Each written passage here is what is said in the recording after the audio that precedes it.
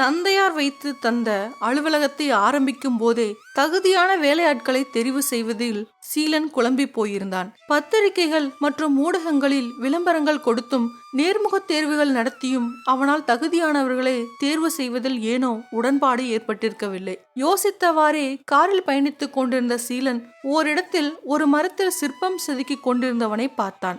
உடனே டிரைவரை வண்டியை திரும்பி அவனின் அருகே கொண்டு போக சொன்னான். அவனும் அங்கு கொண்டு சென்ற போது இறங்கிய சீலன் அவனின் அருகில் சென்று சற்று நேரம் அந்த சிற்பத்தையே உற்று நோக்கி கொண்டிருந்தான். பணக்காரன் ஒருவன் தனது கைவண்ணத்தை ரசித்துக் கொண்டிருப்பதை பார்த்த அந்த சிற்பி தனது வேலையை நிறுத்திவிட்டு சீலனை என்ன என்பது போல் பார்த்தான். என்ன சார், இந்த சிற்பம் வேணுமா? பிடிச்சிருக்கா? அவனின் இந்த கேள்விக்கு உடனே பதில் சொல்லாத சீலன் மறுபடியும் அந்த சிற்பத்தை பார்த்துவிட்டு அவனிடம் கேள்வி கேட்க தொடங்கினான். இந்த வித்தையை நீங்க எப்படி கற்றீர்கள்? யாரிடம் கற்றீர்கள்? அவனின் இந்த கேள்வியை கேட்ட சிற்பி பலமாக சிரிக்க தொடங்கினான். அவனின் சிரிப்பு தன்னை ஏளனப்படுத்துவதாக உணர்ந்த சீலன் கோபமுடன் அவனை பார்த்தான். அவனின் கோபத்தை புரிந்து கொண்ட சிற்பி சிரிப்பை நிறுத்திவிட்டு அவனுக்கு பதிலளிக்க தொடங்கினான். சார், நீங்கள் படித்தவர், ஆனால் நான் படிக்காதவன். உங்க வேலையை என்னால செய்ய முடியாது, அதுபோல என் வேலையை உங்களாலும் செய்ய முடியாது. ஒருவருக்கு உள்ள ஞானத்தின் அடிப்படையில் தான் அவரின் திறமை வெளிப்படுது. அதென்ன ஞானமா? என்ன சொல்ல வர்ற? சார், உதாரணமா ஒன்றை நான் கூர்ந்து கவனித்ததன் அடிப்படையில் தான் என்னால் இந்த சிற்பத்தை படைக்க முடியுது. ஆனால் என் மீது நம்பிக்கை வைத்து என்னை மேற்கொண்டு எடுத்து செல்ல யாரும் இல்லாததால் தான் தெருவோரமாய் கிடக்கிறேன். அதனால முதல்ல வாய்ப்பு கொடுக்கணும். வாய்ப்பு கொடுத்தால் நான் இன்னமும் கூட அதிகமாக சாதிப்பேன் என்றான். அப்போதுதான் சீலனுக்கு தனது தவறு விளங்கியது. படிப்பு தகுதியை விடவும் சாதிக்க வேண்டும் என்கிற வெறி உள்ளவனே தனது அலுவலகத்துக்கும் பொருத்தமாக இருப்பான் என்பதை புரிந்து கொண்டான். உடனடியாக அந்த சிற்பத்திற்கான பணத்தை கொடுத்துவிட்டு மிகுதி வேலையை முடித்த கையோடு தன்னை வந்து சந்திக்குமாறு சொல்லிவிட்டு சென்றான். அதுவரை இருந்த குழப்பங்களுக்கெல்லாம் ஒரு படிக்காதவன் விடை தந்தது சீலனுக்கு ஆச்சரியத்தை அளித்தது. படித்தவனை விடவும் அனுபவத்தில் உணர்ந்தவனுக்கு 1000 விஷயங்கள் தெரிந்து இருக்கிறது என்பதையும் புரிந்து கொண்டான். விரைந்த அலுவலகம் சென்றவன் நேர்முக தேர்வுக்காக வந்தவர்களில் வேலையின் ஒவ்வொரு பகுதிக்குமான துறைகளில் இருந்தும் சாதிக்க நினைக்கும் எண்ணம் உள்ளவர்களை பரிசோதித்து வேலைக்கு சேர்த்து கொண்டான். அடுத்தடுத்த சில மாதங்களிலேயே அதன் பயன் தெரிய ஆரம்பித்திருந்தது.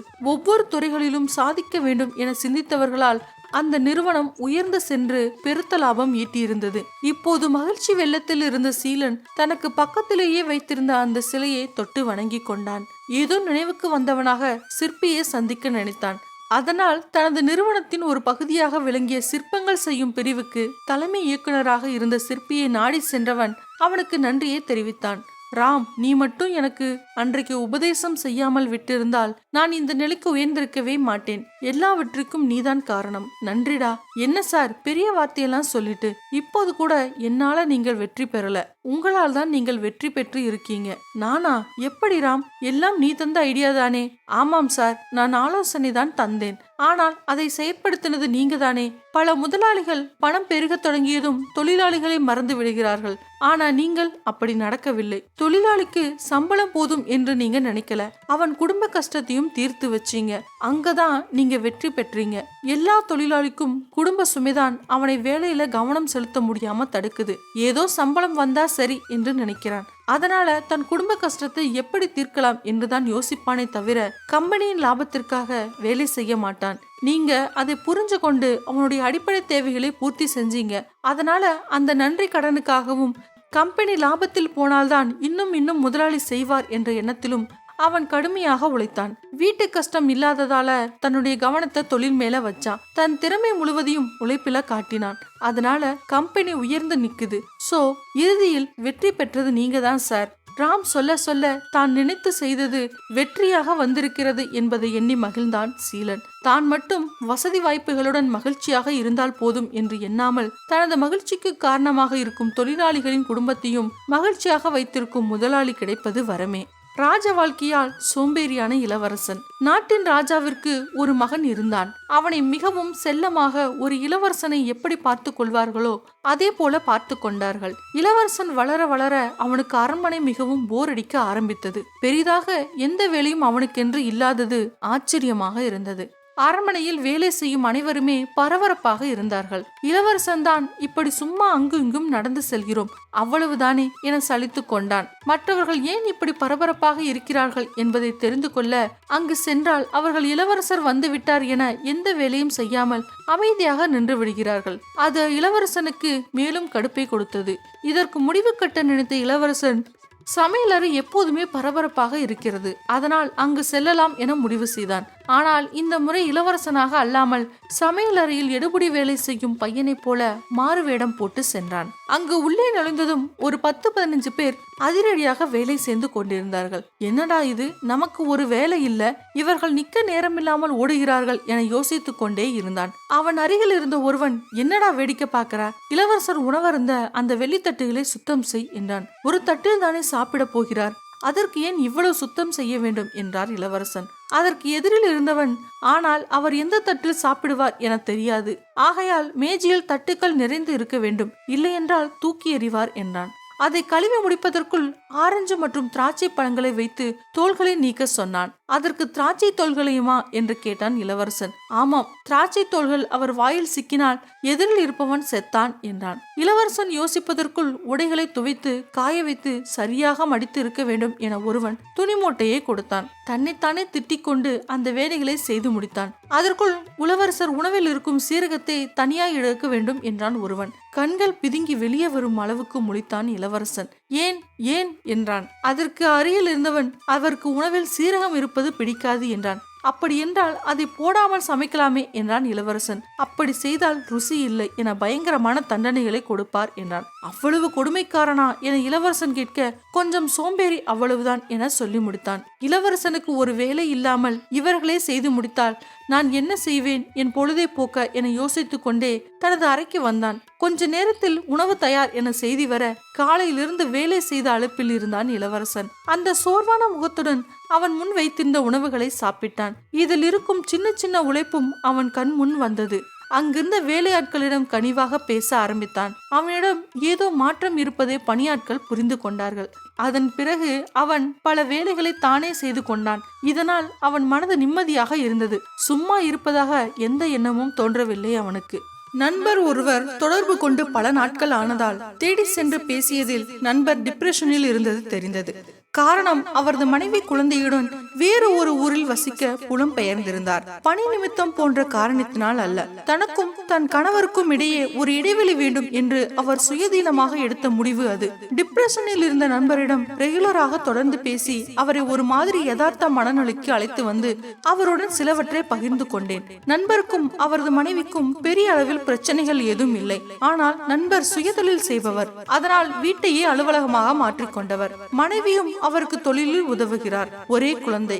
கிளைண்ட் மீட்டிற்காக மட்டுமே நண்பர் வீட்டை விட்டு வெளியூருக்கோ செல்வார். மனைவிக்கு அந்த வாய்ப்பும் இல்லை. பெரும்பாலும் வீடே கதி. உறவினர்கள், நண்பர்கள், சுற்றுலா, கேளிக்கை என்று அதிகம் வெளியில் செல்லாதவர்கள். வெளியில் சாப்பிடுவது உடம்பிற்கு நல்லதல்ல என்று ரெஸ்டாரண்டிற்கு கூட செல்லாதவர்கள். அத்தி பூத்தார் போல் எப்பாவது வெளியூருக்கோ சென்றாலே உண்டு.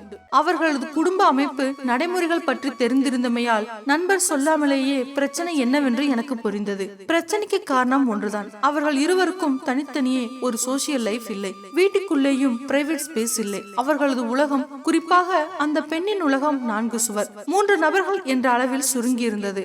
அதன் பாதிப்பை அவர்கள் உணரவில்லை. அந்த சுருங்கிய உலகத்தில் அவர்களது சின்ன சின்ன பிரச்சனைகள் எல்லாம் திரும்ப திரும்ப எதிரொலித்து ஒரு கட்டத்தில் கணவரிடமிருந்து கொஞ்சம் இடைவெளி வேண்டும் என்று மனைவி முடிவு செய்து பிரிந்து செல்கிறார். இதுதான் அவர்களது பிரச்சனை என்று நான் சொன்னதும், ஏதோ பக்கத்தில் இருந்து பார்த்தாற் போல் கரெக்டா சொல்றீங்க என்றார் நண்பர். இதில் பெரிய ஆச்சரியம் ஒன்றும் இல்லை.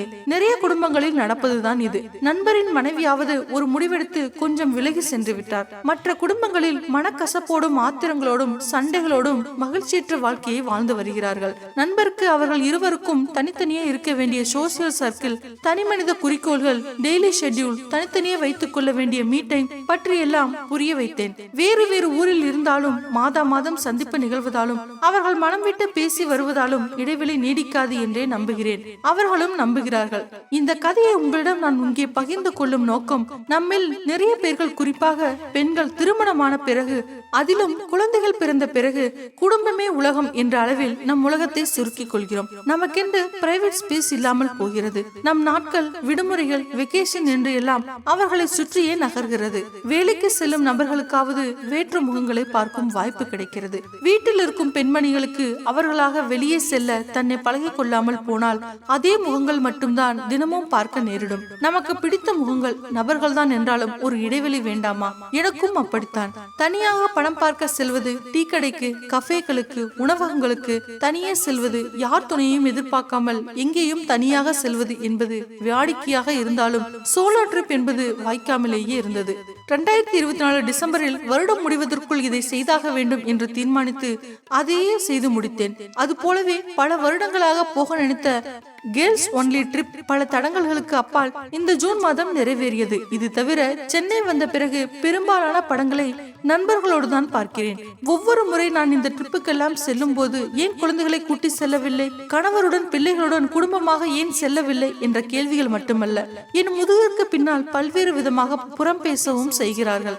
என் எக்ஸ்டெண்ட் ஃபேமிலி மெம்பர்ஸ் உட்பட திருமணம் ஆனதால், பிள்ளைகள் இருப்பதாலும், எப்போதும் அவர்களுடன் இருப்பதும், எங்கே சென்றாலும் அவர்களுடன் செல்வதே சரி என்றும் நினைக்கிறார்கள். அன்பான கணவர்தான், பாசமான பிள்ளைகள் தான் என்றாலும் அவர்களிடமிருந்து எனக்கு அவ்வப்போது ஒரு சிறிய இடைவெளி தேவைப்படுகிறது என்பதே உண்மை. அந்த இடைவெளியே எங்கள் உறவை ஆழமாக்குகிறது என்பதும் உண்மை.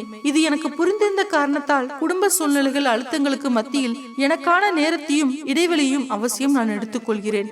எக்காரணம் கொண்டும் என் குடும்பம் தான் என் உலகம் என்று உங்கள் உலகத்தை சுருக்காதீர்கள். உங்கள் உலகத்தின் மையமாக நீங்கள், உங்கள் ஆசைகள், கனவுகள், லட்சியங்கள் என்று எல்லாம் இருக்கட்டும். உங்கள் உலகத்தின் பெரும்பகுதி உங்கள் குடும்பம் இருக்கட்டும். ஆனால் குடும்பத்திற்கு அப்பாலும் உங்களுக்கு மனிதர்கள் இருக்கட்டும். அவர்களோடு பழகுங்கள், தொடர்பில் இருங்கள், உங்களுக்கென்று நேரத்தை எடுத்துக் கொள்ளுங்கள். உங்களுக்கு பிடித்த விஷயங்களுக்கும் குடும்பத்திற்கு அப்பால் உங்களுக்கு பிடித்த நபர்களுக்கும் அந்த நேரத்தை செலவு செய்யுங்கள். வாக்கியத்தை வாசிப்பதற்கும் புரிந்து கொள்வதற்கும் இடைவெளி தேவைப்படுவதை போல உறவுகளுக்கு இடையேயும் இடைவெளி மிக அவசியம். ஓகே ஃப்ரெண்ட்ஸ், இந்த வீடியோ உங்களுக்கு பிடிச்சிருக்கும்னு நினைக்கிறேன். மறக்காம லைக் பண்ணுங்க, கமெண்ட் பண்ணுங்க, ஷேர் பண்ணுங்க, சேனலை சப்ஸ்கிரைப் பண்ணுங்க. நன்றி.